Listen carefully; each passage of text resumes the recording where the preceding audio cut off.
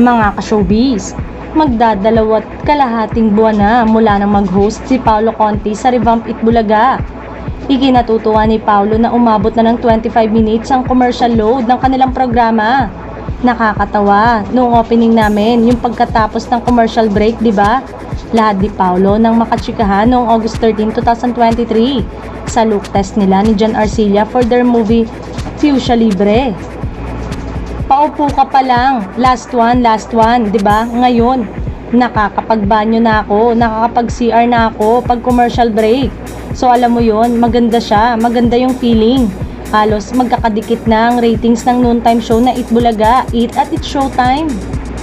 May lamang na 0.1, 0.2, normal na yon. Kumbaga feeling ko naman, pag tinignan mo in general, kung advertiser ka, hindi na siya masyadong magkakalayo, di ba?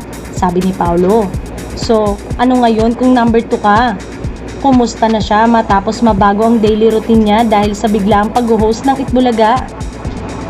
Mabilis sa tugon ni Paolo. Okay, sana yan lang talaga. Nung una talagang pagod, yung boses mo nawala. Kasi gusto ko talagang ma-experience ang pag-host. Sadly, sa circumstance na ganito siya nangyari. Pagtukoy naman ni Paolo sa problemang kinasangkutan ng producer ng Itbulaga na tape at ng mga dating host ng show. Pero of course, I'm there to take that opportunity, the challenge, di ba? Trabaho yun. Kumbaga kung ano man yung naging problema nila, wala kami doon. Pero nung inoffer siya sa akin, kinuha ko. Ano ang naramdaman niya nang first time na tinalo ng Itbulaga ang Eat sa TV ratings at nataong nasa abroad siya noon?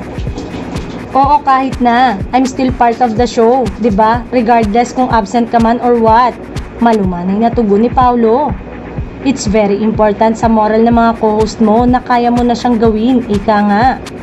Di ko naman sinasabing kailangan matalo, di ba? Pero at least, makatapat ka man lang ng maayos.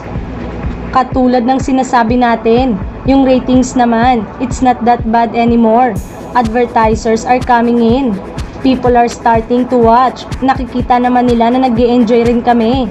Tingin ko, malaking bagay na nakikita na ng tao yung rapport, di ba?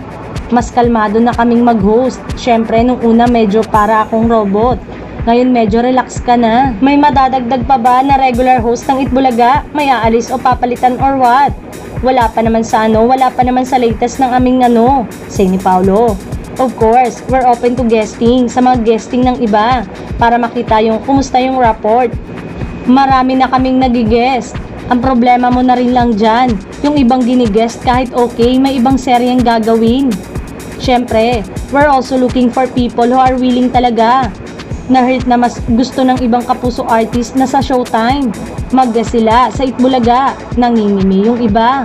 Hindi mo masisisi yung mga ganun kasi syempre, personal nilang desisyon yon, sabi ni Paolo. Meron din sila syempre, hindi mo masasabi kung may takot o merong personal na investment with others, di ba? You cannot take that against them.